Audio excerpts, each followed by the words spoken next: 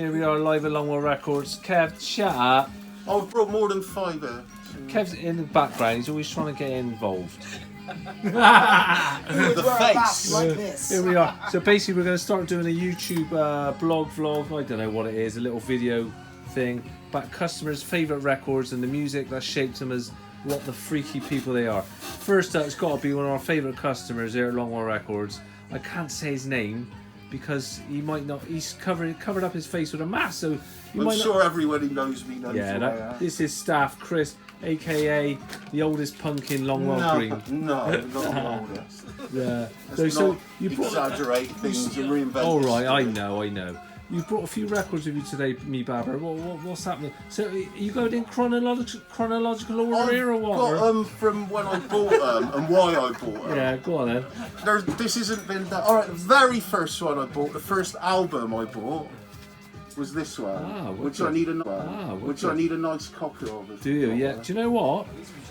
In the old days, you used to be tons of that. It's few and far between nowadays. What turned you on to that, then, Chris? I had loads of singles before this. This was the first album. Yeah. And I don't know, just look at it. It looks great, doesn't it? What was your favourite track on there? What was it? Can't Stand Losing You. Yeah, it was a good track. Well, Truth It's Everybody's. Really I bet you've good. got all the bloody coloured singles for all that as well, haven't you? I have, yeah. Like I said, I had the singles before I had that. Yeah. Before I had the album. Where did you buy it? Can you remember where you got it from? Yeah, I can remember exactly where I got it from. Radio Rentals in Clifton. Oh my God! Whereabouts in Park Clifton Road. Village? I think it's no, not the village, on Park Road. I think it's Carphone Warehouse or something like that. I vaguely remember that, but anyway, move on. What's the next on your? The next one I bought was a comp. In fact, I should have done this with comps. Oh, actually. I know this one. This isn't the one I bought. This is a Belgian press. Oh, right, okay, so you're cheating slightly, but there you go. But this opened me up to American bands like the Dead Boys. So what's that? 1979? I would have got this 1979, 80, maybe early 81. Yeah. I already knew the damned Boomtown Rats, but I hadn't heard Patti Smith. Have a look, turn it around, have a look. Oh right, yeah. Yeah, no, we've had that a few times here. We never get it in decent condition, and that's a sign of a good record normally. Well, this is like I said, this is the Belgian press. The one that I got first time round was Sire. It's not in Flemish then. It didn't sing in Flemish. No, that's a terrible joke, wasn't it? That was awful.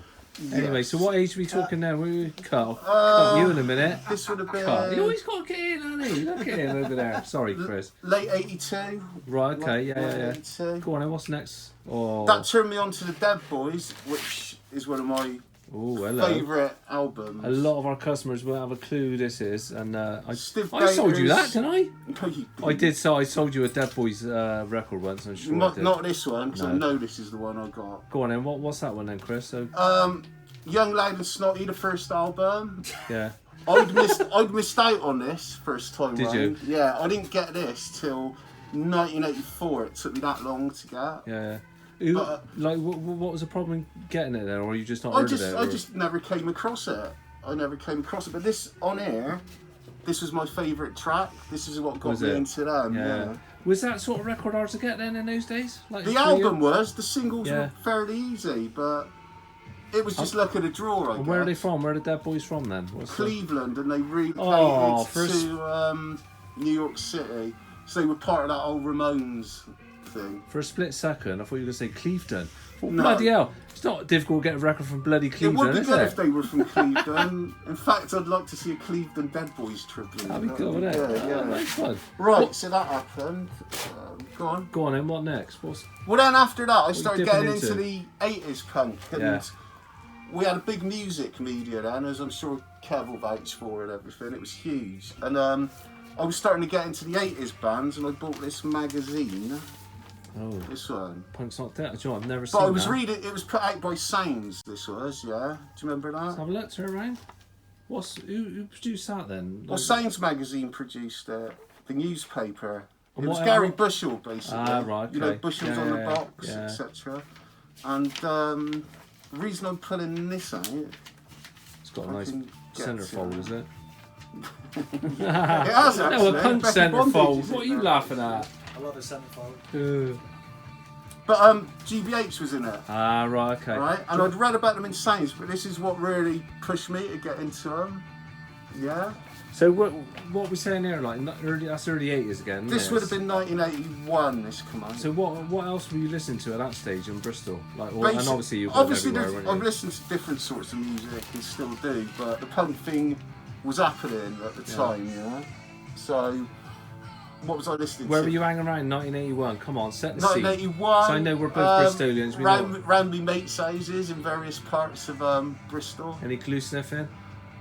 That's why I got a bloody mask on, innit? Anyway, leading on, I bought this after that, yeah? Oh yeah. This one.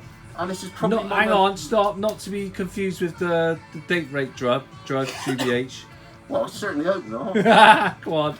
But this one was probably my most played record out of all the 80s punk and stuff. I've had at least 7 copies of this. Have They're you? all knackered. That's back to the enjoyment of Where was substance. GBH from then? Birmingham. Were they? This one's quite special actually because it came with a promo. Oh, nice. That's special. But Well, this- how many times have you seen them then? Countless. Have you? Yeah. Not in the really early days, No. unfortunately. But they're not going now, are they? Or They still are going, Are they? yeah. yeah, a lot of these punk bands are still touring now. And they're probably making more money now, aren't they? From their Well, I hope so, to be Yeah. honest. Good luck to them. Yeah. They might not be as exciting as you want them to be. Yeah. But anyway, to move on, oh, I A got pi- that on the racks. a pivotal comp for this Wow. one. Because I was into all the English stuff, but this one opened my eyes up to all the American yeah. bands.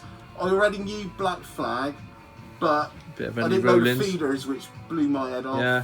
DOA I knew, but it just completely blew my head off and gave me a whole lot of other things to waste my money Let's have a on. look on the reverse.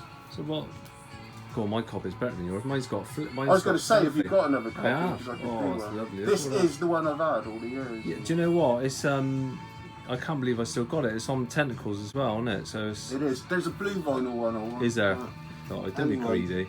That's that, alright? Yeah, Ronnie Reagan on the front. A lot of people wouldn't know who the hell that is, but Okay, another comp. Yeah, this one was just as important. This one was put out oh, I've never seen that. by the bloke from MDC. It's called Peace Yeah, and Million Dead War, Cops. right? And at the American top, hardcore then, is it? no, it's Isn't it? international. What does And that at the- mean then? At the time, English punk in my eyes was in demise, Yeah, and it was all slowing down or getting boring. This was a comp that put everything out from Italy, where we going, America, you know, it's Sweden, wherever you want to go. yeah.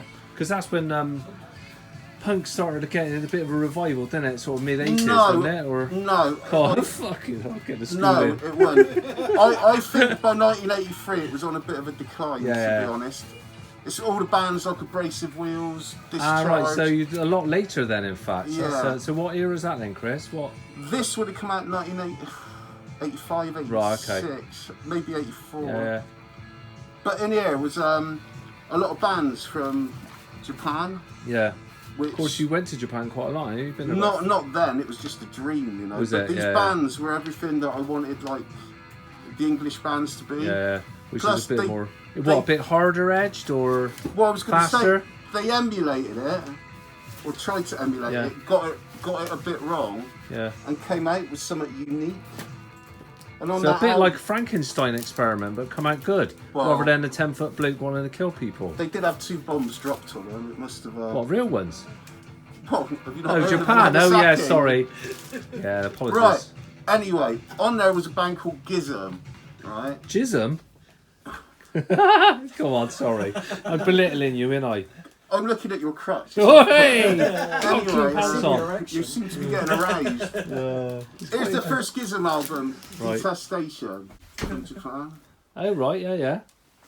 So I'm Obviously, gesturing to Kev to turn the record over, but he's not. all He's right. looking at Debenhams. Turn the record Why is over, he you. looking at Why? We've got Debenhams? 3 tracks What's to this? Obviously influenced by Crass, You shopping but a Debenhams? bit different as well. See what the exchange rates Um, are. Never seen this either. Yeah, well, this is what threw me into Japanese hardcore. Really. Yeah. And off And to, from there I Newton started for another Ibiza. Oh, thing. did you? Yeah, I mean, look years at it, ago, it's we went up to brutal, Pakistan. isn't it? Yeah, that is a little bit too brutal for my eyes, but And maybe I should cover that bit up. I didn't see that. Anyway. Is that a really rare sort of record? How many of these are in Very, existence? very rare, I think. But not as rare as some of the Japanese stuff. Yeah. But obviously, quite sought after. Yeah. And where would you got that from? A shop? Trading. Trading with people. Is it? Yeah. That's Because you one do of know my a lot of ways. people, don't you, overseas and stuff? And I used to, but this is what opened it up. Yeah. And there was a magazine called Maximum Rock and Roll, Yeah. which did it. what shops in Bristol would have sold that in those days then, Chris? None. Wouldn't they? Nothing. No, yeah. I see a spot an agnostic front Right. there. And the final one, I remember buying this in Revolver Records Park Street. on Park, well, yeah, top of Park Yeah. Street. And I was with some friends and we looked at it and it just looked, they're still going now, mine. Are they? Of course they are. They had a tour, didn't they? They're quite big now. It just looks horrible. Yeah. It looked brutal. I mean, it's. But when you open it up, you look at Roger and he just looks like a crusty punk with all these skinheads around, Yeah. which over here would have been unheard of at the time. Yeah.